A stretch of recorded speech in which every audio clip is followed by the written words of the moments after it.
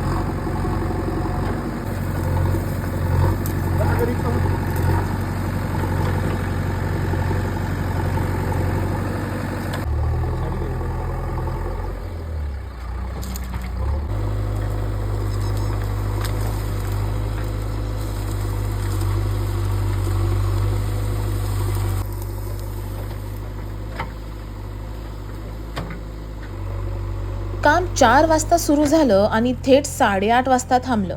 मध्येच JCBची लाईटही लागावी लागली.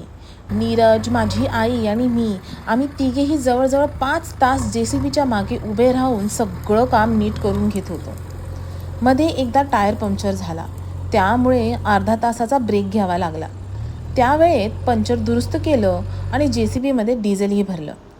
त्यानंतर पुन्हा एकदा काम सुरू करून सगळी झाडं एका बाजूला नीट ढीक करून ठेवली. व्लॉग आवडला असेल तर नक्की सबस्क्राईब करा.